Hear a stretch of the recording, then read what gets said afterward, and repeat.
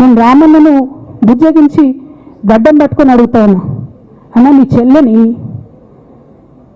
ఒక మహిళా ఎమ్మెల్సీని మన పార్టీ ఆఫీస్లో కూర్చొని నా మీద కుట్రలు జరుగుతున్నాను నేనంటే మీరు వర్కింగ్ ప్రెసిడెంట్గా ఉన్నారన్నా ఫోన్ చేయరా అన్న, నాకు ఏమేమి బేటా ఎందుకు బాధపడుతున్నాను ఫోన్ చేయరా? ఇది ఎప్పుడు జరిగిన ఇన్సిడెంటు? లేక లీక్ కాకముందు, నేను నా కొడుకు గ్రాడ్యుయేషన్కి అమెరికా పోకముందు, అంతకుముందే. మరి మీరు వర్కింగ్ ప్రెసిడెంట్ కదన్నా, నేను పార్టీ ఎమ్మెల్సీని కదా. చెల్లెలు అన్న బంధుత్వాలు పక్కన పెడదాం ఒక్క నిమిషం. ప్రొఫెషనల్ సెటప్లో ఒక పొలిటికల్ పార్టీలో ఒక మహిళా ఎమ్మెల్సీ భవన్లో కూర్చొని నా మీద కుట్రలు జరుగుతున్నాయంటే మీరు మాట్లాడిందా అన్న? 103 రోజులు అయిపోయిందన్న ఏళ్ళకి ఒక్క మాట మాట్లాడిందా? కేసీఆర్ గారు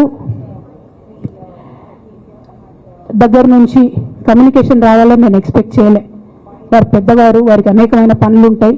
మొత్తం పార్టీని ఇప్పుడు పునర్నిర్మించుకోవాల్సిన అవసరం ఉంది. తెలంగాణకు జరుగుతున్నటువంటి అన్యాయాన్ని వారు ఎప్పటికప్పుడు దిశానిర్దేశం చేయాల్సిన అవసరం ఉంది. కానీ వర్కింగ్ ప్రెసిడెంట్ గారి దగ్గర నుంచి ఫోన్ రాకపోవడం మాత్రం ఒక మాట అనిపించింది నాకు. నేను కేసీఆర్ గారి బిడ్డను, నేను కూర్చొని ప్రెస్ మీట్ పెడితేనే రెస్పాన్స్ రాలేదంటే మరి ఇంకో మామూలు మహిళా కార్యకర్తకు బీఆర్ఎస్ పార్టీలో మన అన్యాయం జరిగితే రెస్పాన్స్ వస్తుందా? నాకైతే అనిపించలేదు. వస్తుందో నాకు తెలియదు.